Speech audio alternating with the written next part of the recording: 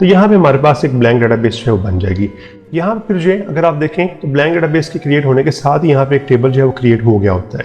ठीक है जी। और आपको पता है कि हमने लास्ट लेक्चर में बात की थी कि यहाँ पे हमारे पास जो है 2 व्यू हैं, एक डाटाशीट व्यू है और एक हमारे पास डिज़ाइन व्यू है।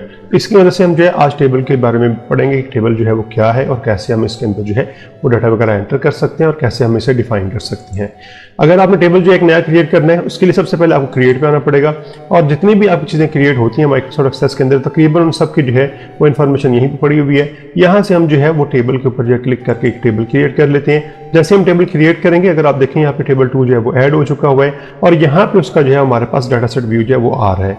अगर आप इसका व्यू जो चेंज करना चाह रहे हैं तो आप इसका व्यू जो है यहाँ पे डिज़ाइन व्यू पे क्लिक करते हुए जो चेंज कर सकते हैं। हम अभी इसका जो है वो व्यू चेंज करते हैं। डिज़ाइन व्यू पे क्लिक करेंगे जैसे जो है तो हमसे इसी तरह पूछेगा कि आप इसको जो है वो टेबल को सेव कर लें, जिस तरह पहली वाली वीडियो के अंदर भी इसने पूछा था। तो हम इसको जो है टेबल 2 के नाम से जो है वो सेव कर देते हैं। ओके करने के बाद जो है अब हमारा यहाँ पे जो है डिज़ाइन व्यू आ जाएगा।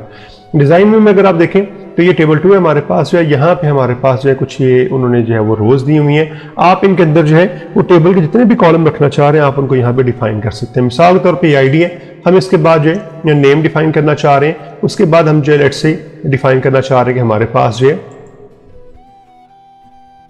नेम को हम जो है शॉर्ट टेक्स्ट रख लेते हैं। इसके बाद हम जो है वो लिखना चाह रहे हैं कि हमारे पास जो है ये एड्रेस है, हम इसको जो है वो लॉन्ग टेक्स्ट कर लेते हैं। यहाँ पे हमारे पास काफ़ी सारी जो है वो डाटा टाइप्स हैं। हम इस पर किसी दिन बात करेंगे कि किस तरह से जो है ये सारी डाटाबेस काम करती हैं और इनमें क्या फ़र्क है।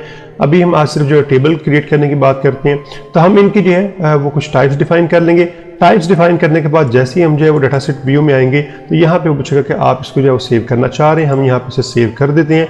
अब अगर आप यहाँ पे देखें तो आपकी 3 फील्ड्स बन चुकी हुई हैं और अगर आप मजीद फील्ड जो क्रिएट करना चाह रहे हैं तो आप मजीद फील्ड यहाँ पे रहते हुए भी क्रिएट कर सकते हैं।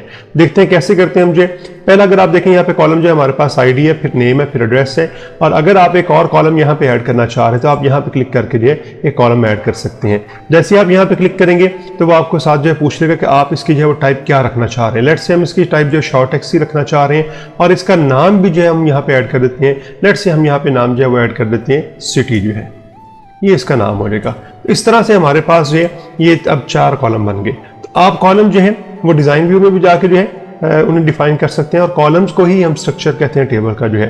और आप जो है यहाँ पे भी रहते हुए जो है वो कॉलम क्रिएट कर सकते हैं।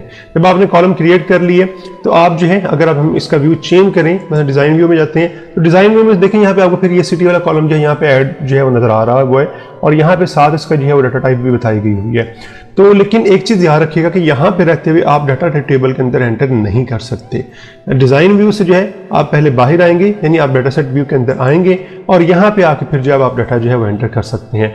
आईडी जो होती है हमारे पास, दोबारा डिज़ाइन व्यू में वापस आता हूँ, अगर आप यहाँ पे देखें तो आईडी के साथ एक जो है वो की लगी हुई है।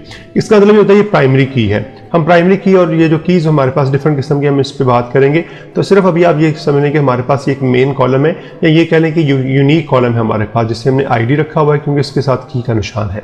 हम आते हैं वापस डाटा सेट व्यू के अंदर जो है और यहाँ पे आके जो आपका की कॉलम है इसमें हमने जो है वो ऑटो जनरेटेड वैल्यूज रखी हुई हैं। तो हम यहाँ पे जो है सिर्फ नाम लिखना शुरू करते हैं। लेट्स से अली लिख देते हैं, आगे इसका कोई एड्रेस लिख देते हैं इस तरह से जो है और आगे कोई इसकी सिटी जो है हम लिख देते हैं इस तरह से।